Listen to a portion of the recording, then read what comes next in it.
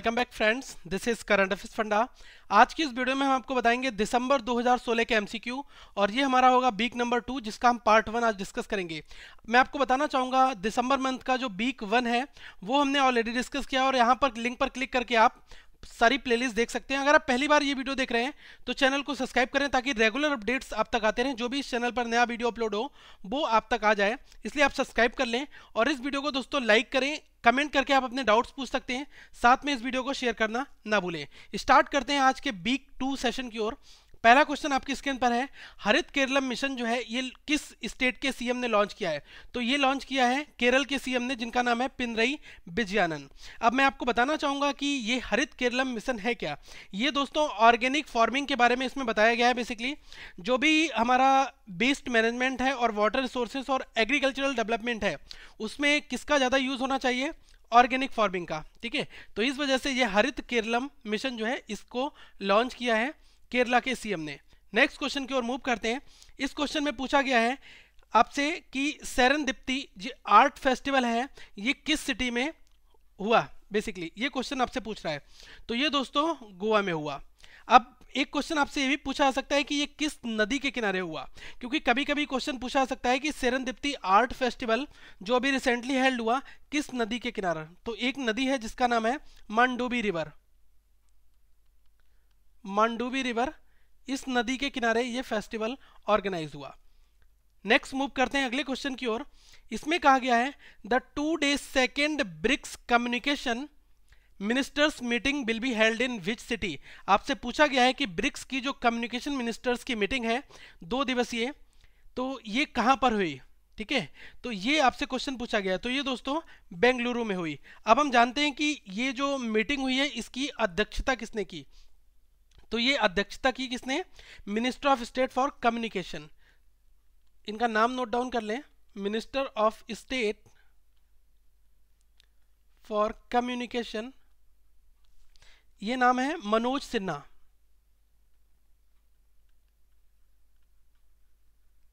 Okay, इन्होंने इसकी अध्यक्षता की।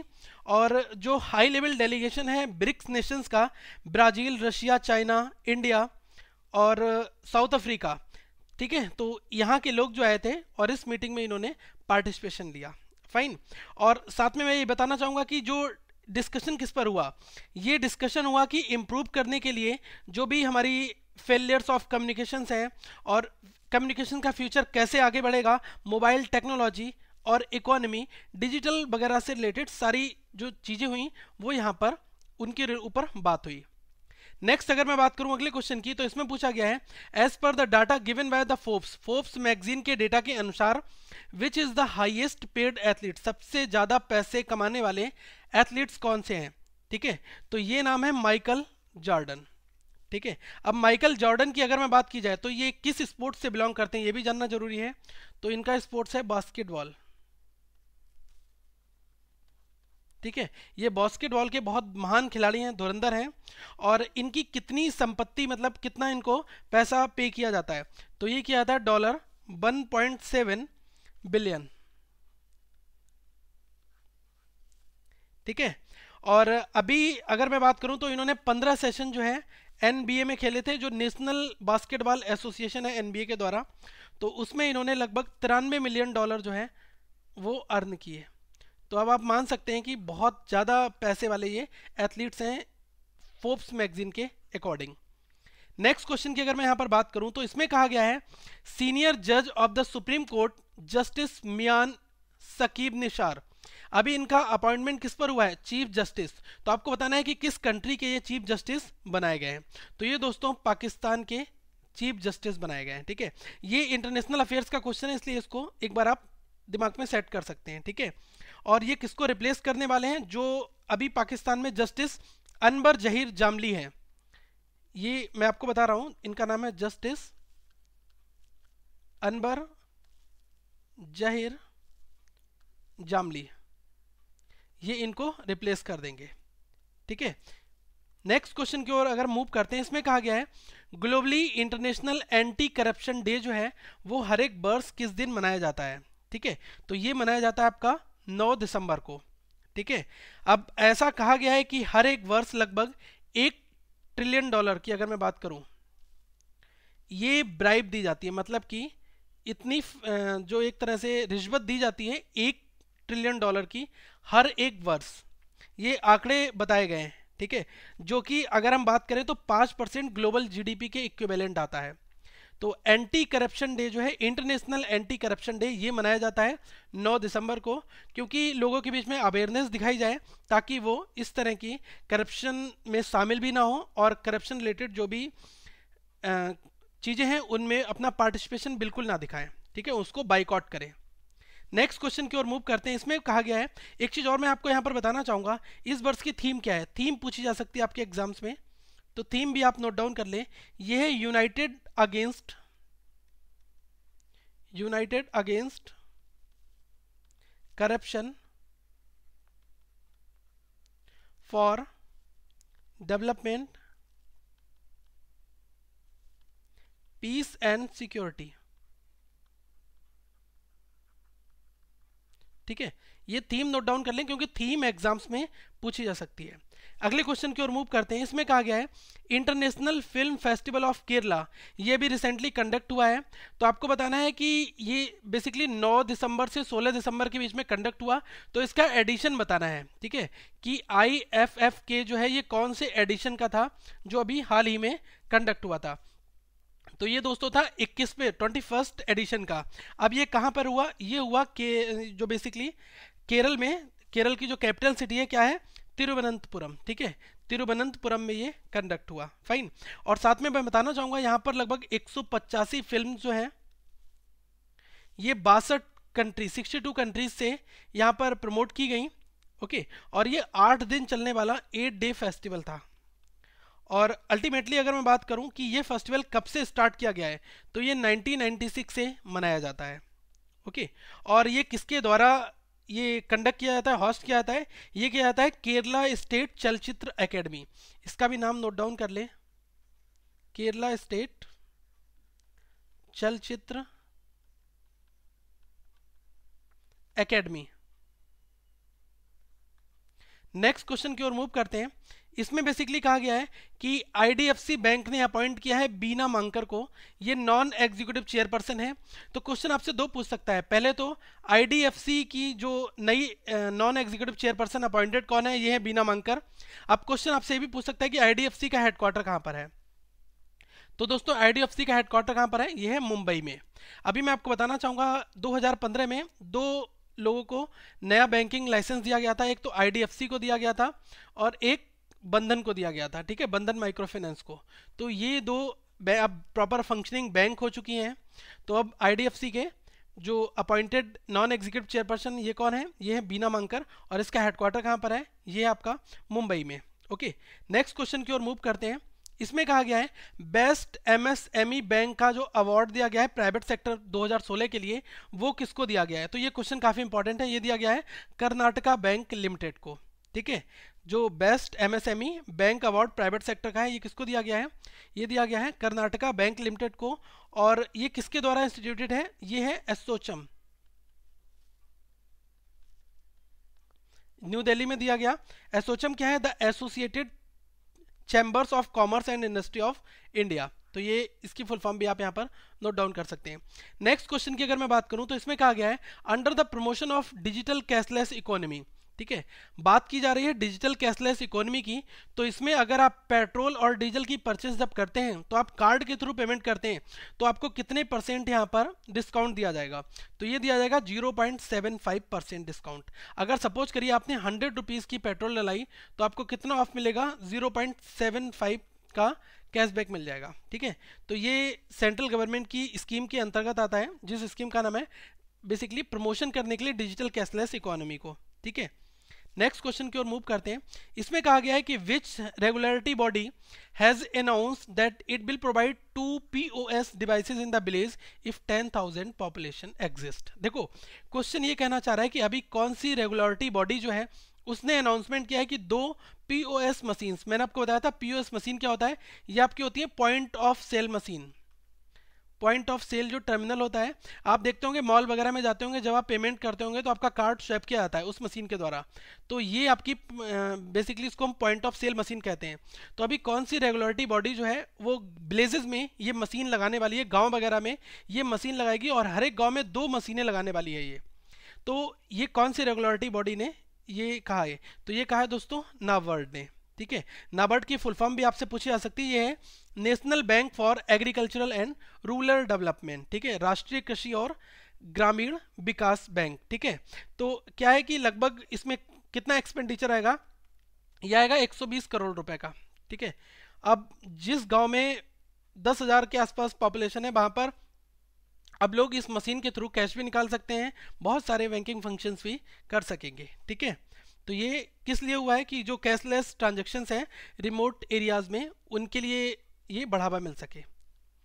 नेक्स्ट क्वेश्चन की ओर हम मूव करते हैं। इसमें कहा गया है एमिनेंट पर्सन जॉन ग्लेन, जो जिनकी रिसेंटली अभी हाल ही में मृत्यु हुई, तो आपको बताना है किस कंट्री के थे। तो सबसे पहले इनके बारे में अगर जानने से पहले आपको ये जानना होगा कि ये किस कंट्री के थे। तो ये दोस्तों United states of America, USA के। ठीक है, ये पहले अमेरिकन थे जिन्होंने पृथ्वी की ऑर्बिट में जाने वाले ये पहले अंतरिक्ष यात्री थे। ठीक है, तो आप समझ सकते हैं कि फर्स्ट अमेरिकन इन ऑर्बिट। ठीक है, ये आप नोट डाउन यहाँ पर कर लें, फर्स्ट अमेरिकन इन ऑर्बिट, इस नाम से भी इनको जाना जाता है। ठीक है, और यूनाइटेड स्टेट्स ऑफ अमेरिका के ये निवासी हैं। नेक्स्ट क्वेश्चन की अगर मैं बात करूं तो इसमें कहा गया है the union cabinet has approved the development of Pune metro rail project phase 1। फिर कहा गया है there will be the share of jointly owned company of government of India and government of Maharashtra. देखो क्या होने वाला है कि यूनियन गवर्नमेंट ने क्या किया है, अप्रूवल दे दिया है कि पुणे मेट्रो रेल प्रोजेक्ट का फेज 1 के लिए। तो क्वेश्चन आपसे ये पूछना चाह रहा है कि गवर्नमेंट ऑफ इंडिया का वहां पर कितना स्टेक है और गवर्नमेंट ऑफ महाराष्ट्र का वहां पर कितना स्टेक है। स्टेक के बारे में पूछ रहा है, तो ये दोस्तों आपका 50:50 का है। ठीक है, मतलब इक्वली दोनों का रेशियो है। ठीक है, तो जो सपोर्ट और एक्सपेंडिचर होगा वो इक्वली यहाँ पर डिवाइड होगा। ठीक है, नेक्स्ट क्वेश्चन की यहाँ पर अगर बात करें तो इसमें कहा गया है, और एक चीज़ और बताना चाहूँगा, इसमें टोटल जो कॉस्ट कितनी आएगी इस फेज़ 1 को बनाने में, ये 11,420 करोड़ रुपए का टोटल ये कंप्लीट प्रोजेक्ट है। ठीक है, और कितनी किलोमीटर लंबाई होगी ये भी समझ लें, 31.254 ये टोटल जो लेंथ है ये इस कॉरिडोर की होगी जो ये रेल प्रोजेक्ट है। नेक्स्ट क्वेश्चन में पूछा गया है आपसे कि who has inaugurated the 4th biannual photo exhibition of all India working news cameramans association at Lalit Kala academy in new Delhi. Question पूछा गया है कि किसने अभी ये 4th बाईएनुअल फोटो एग्जीबिशन जो है इसका उद्घाटन किया है। ठीक है, न्यू दिल्ली में ललित कला एकेडमी में। तो ये हैं दोस्तों एम वेंकैया नायडू जी ने। ठीक है, और ये किस पोस्ट पर हैं? ये है union information and broadcasting minister. ठीक है, तो इनका मंत्रालय आप समझ सकते हैं, union information and broadcasting minister है ये एम वेंकैया नायडू जी। और इन्होंने क्या कहा कि जो कोई भी एक फोटोग्राफ होती है वो सब कुछ दिखा देती है, thousands of the word show करती है। ठीक है, thousands of a word show करती है किसके, न्यूज़पेपर्स वगैरह में कोई भी एक फोटोग्राफ आती है। तो इसी चीज़ को प्रमोट करने के लिए ऐसा कहा गया कि अगले आने वाले टाइम पर क्या है कि और भी ज़्यादा वर्ड चेंज होने वाला है। ठीक है, तो इसके ऊपर मेन फोकस था। नेक्स्ट क्वेश्चन की अगर मैं यहाँ पर बात करूँ, इसमें कहा गया है द लाइफ लाइन एक्सप्रेस और जीवन रेखा एक्सप्रेस ये दुनिया की पहली हॉस्पिटल ट्रेन है और ये किस फाउंडेशन के द्वारा रन की जाती है। तो दोस्तों उस फाउंडेशन का नाम है इम्पैक्ट इंडिया फाउंडेशन। ठीक है, इम्पैक्ट इंडिया फाउंडेशन के द्वारा ये जो लाइफ लाइन एक्सप्रेस या फिर हम इसको जीवन रेखा एक्सप्रेस कहते हैं ये रन होती है। अब क्वेश्चन ये अराइज क्यों हुआ, क्योंकि वहाँ पर नए 2 कोच और इसमें अप्लाई कर दिए गए हैं, लगा दिए गए हैं। और मैं आपको बताना चाहूँगा ये ऐसी ट्रेन है कि ये 2 डिपार्टमेंट के द्वारा रन होती है, एक रेलवे मिनिस्ट्री है और दूसरा जो हेल्थ मिनिस्ट्री है। ठीक है, तो रेलवे मिनिस्ट्री कौन है, ये है सुरेश प्रभु। ठीक है, और ये है जेपी नड्डा जी। ये ज्वाइंट वेंचर है 2 मिनिस्ट्रीज का। ठीक है, यही आपसे यहाँ से क्वेश्चंस बेसिकली पूछा जा सकता है। नेक्स्ट क्वेश्चन की यहाँ पर बात करूँ तो इसमें कहा गया है कि अद्वैता गॉडनायक इनको चार्ज मिला है डायरेक्टर जनरल का। तो किस डिपार्टमेंट के ये डायरेक्टर जनरल बनाए गए हैं? तो ये दोस्तों एनजीएमए के डायरेक्टर जनरल बनाए गए हैं। एनजीएमए है क्या? ये है national gallery of modern art. ये नोट डाउन कर लें, इसकी फुल फॉर्म कई बार पूछी जा सकती है, national gallery of modern art. ठीक है, इसके ये डीजी बनाए गए हैं, डायरेक्टर जनरल। तो इनका नाम नोट डाउन कर लें, ये इंपॉर्टेंट भी है। और ये एक स्कल्पचर है। ठीक है, स्कल्पचर का मतलब अगर हम बात करें तो क्या है, किसी भी कोई भी एक ऑब्जेक्ट होता है उसको शेप देना या फिर उसको सजाना या संवारना। ठीक है, किसी भी तरह से, या 3D या 2D कोई भी शेप देना।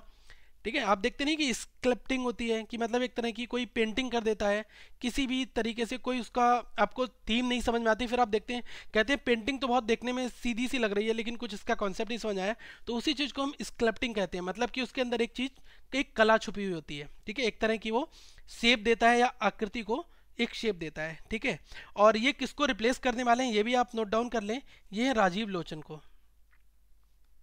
बस आपसे एग्जाम्स में इसी तरह के क्वेश्चंस इस फॉर्मेट में ही पूछे जा सकते हैं।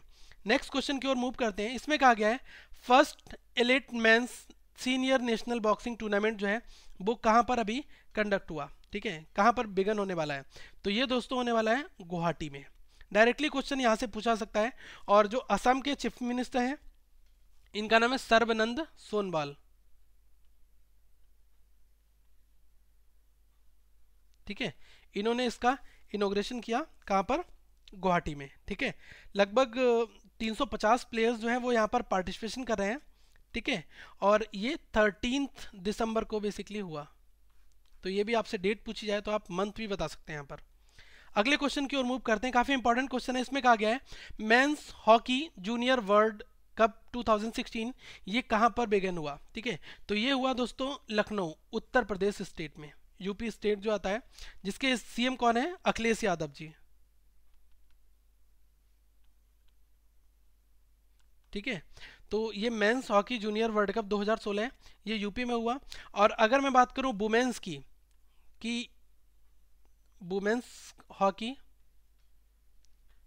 जूनियर वर्ल्ड कप, तो ये कहां पर हुआ? ये हुआ आपका सेंटियागो। ये कहां पर है? ये कैपिटल है चिले की। ठीक है, कैपिटल ऑफ चिले। ये दोनों क्वेश्चन नोट डाउन कर लें, शायद आपसे कोई भी एक पूछा जा सकता है। अगले क्वेश्चन की ओर मूव करते हैं। इसमें कहा गया है कि which service on television launch by the central government to promote the cashless economy. Cashless economy को प्रमोट करने के लिए सेंट्रल गवर्नमेंट ने एक टेलीविजन पर एक सर्विस लॉन्च की है, उस सर्विस का आपको नाम बताना है। तो ये है दिगीशाला।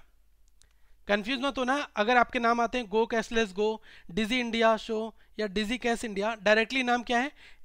डिजीशाला। ठीक है, डिजीशाला एक ऐसी स्कीम है जो कैशलेस इकोनॉमी के बारे में बताएगी। और ये बेसिकली हर एक ये डीटीएच पर फ्री ऑफ कॉस्ट आपको चैनल बेसिकली मिल जाएगा। और जो फार्मर्स हैं उनको एक तरह से बताना, या फिर स्टूडेंट्स या फिर दलित वुमेन रूरल एरियाज में जो लोग रहते हैं उनको डिजिटल पेमेंट के फायदे बताने के लिए स्कीम लॉन्च की गई है सेंट्रल गवर्नमेंट के द्वारा। ठीक है, अगले क्वेश्चन की ओर मूव करते हैं। इसमें कहा गया है सिविल न्यूक्लियर डील जो है ये एक एमओयू साइंड हुआ है किन दो देशों के बीच में? भारत और उस देश का नाम बताना है किसके बीच में ये एमओयू साइंड हुआ है। तो ये भारत और वियतनाम के बीच में हुआ है। ठीक है, और इसके साथ में 3 और एग्रीमेंट्स भी साइंड हुए थे इन दो देशों के बीच में। और ये बेसिकली इसका मोटिव क्या है? Working in the area of energy efficiency. ठीक है, एनर्जी एफिशिएंसी के क्षेत्र में बहुत अच्छे से काम करना। ठीक है, तो ये बेसिक गोल था। और ये जो डील किसके प्रेजेंस में साइन हुई? लोकसभा की जो स्पीकर हैं, आप सभी लोगों को इनका नाम पता होगा, सुमित्रा महाजन। ठीक है, लोकसभा की स्पीकर सुमित्रा महाजन। और साथ में जो president of Vietnam national assembly, इनका नाम नोट डाउन कर लें, president of Vietnam national assembly, नाम थोड़ा सा इनका अजीब सा है, NGUYEN, न्यूग्यान ती किम नेगन। ठीक है, ये नाम नोट डाउन कर लें, शायद आपसे पूछा जाए। अगले क्वेश्चन की ओर हम मूव करते हैं। इसमें कहा गया है कि स्पेस जंक कलेक्टर जो है सक्सेसफुली लॉन्च किया है, किस कंट्री ने लॉन्च किया है? अभी हाल ही की ये न्यूज़ है, तो ये दोस्तों जापान ने लॉन्च किया है, ठीक है। और बताना चाहूँगा जापान की स्पेस एजेंसी क्या है, उसका नाम नोट डाउन कर लें, JAXA, ठीक है। ये जापान की स्पेस एजेंसी है, इसने ये स्पेस जंक कलेक्टर लॉन्च किया है। इसका एक नाम और है, टेक्निकल नाम, वो भी आप नोट डाउन कर लें, ये है कोनोत्री 6STB6, ठीक है। ये नाम बेसिकली दिया गया है। और ये किस लिए है? ये डिलीवर्ड करेगा large magnetic tether space junk collector technology into orbit, ठीक है। अगले क्वेश्चन की ओर मूव करते हैं। इसमें पूछा गया आपसे कि ह्यूमन राइट्स डे जो है वो वर्ल्ड वाइड वेब किस दिन मनाया जाता है? ये मनाया जाता है 10 दिसंबर को, ठीक है। ये आप नोट डाउन कर लें। वैसे क्वेश्चन आपका यहाँ से तो नहीं पूछेगा, पूछेगा इसकी थीम क्या थी, क्योंकि क्वेश्चन थीम से बहुत ज़्यादा पूछता है। तो थीम है stand up for someone's rights today, stand up for someone rights today.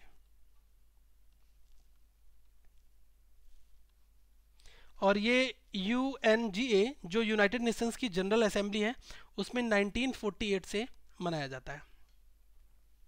Next question की बात करूं, काफी इंटरेस्टिंग क्वेश्चन है। इसमें कहा गया है in global terrorism index what is the rank of India? अगर मैं बात करूं ग्लोबल टेररिज्म इंडेक्स में, तो भारत की रैंक कितनी है? अब अभी इससे पहले आपके माइंड में क्वेश्चन आएगा कि पाकिस्तान की रैंक कौन सी है। तो अगर मैं सबसे पहले आपको बताऊंगा भारत की रैंक कितनी है, ये है 7th रैंक, ठीक है। भारत का 7th रैंक आया है बेसिकली इसमें। और ये किस के अकॉर्डिंग 7th रैंक है? क्योंकि भारत के अंदर 797 टेररिस्ट अटैक हुए हैं जो रिकॉर्ड किए गए हैं 2015 के अंदर। 2015 में इंडिया के अंदर कितने हुए हैं? 797, 797, ठीक है। और इराक में कितने हुए हैं, ये भी आप नोट डाउन कर लें, इराक में हुए हैं 2415। और अगर मैं बात करूं अफगान में, अफगान में कितने हुए हैं? 1715। पाकिस्तान में कितने हुए हैं? 1008, ठीक है। तो ये टेररिस्ट अटैक हुए हैं। और भारत के अंदर अगर बात की जाए तो 797, और भारत का प्लेस कौन सा है? ये है 7th प्लेस, ठीक है। अगले क्वेश्चन की ओर मूव करते हैं। इसमें कहा गया है ease of doing business conference जो है ये कंडक्ट हुई है किन दो देशों के बीच में? इंडिया, और आपको दूसरे देश का नाम बताना है, ठीक है। तो ये इंडिया और यूके के बीच में कंडक्ट हुई, ठीक है। यहाँ से आप केवल ये नोट डाउन कर लें। और क्वेश्चन आपसे पूछा जा सकता है कि ये किस किस डेलीगेशंस के बीच में इसमें साइंड हुआ है।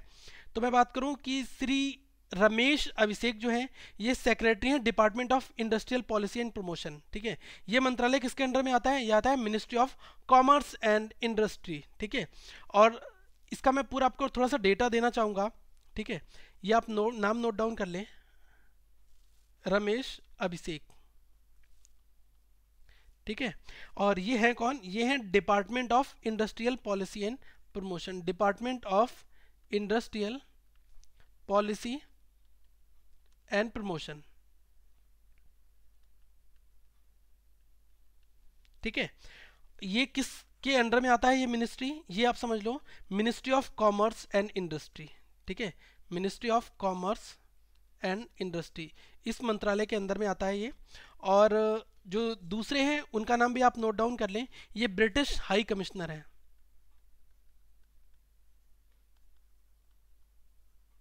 ब्रिटिश हाई कमिश्नर है, ठीक है।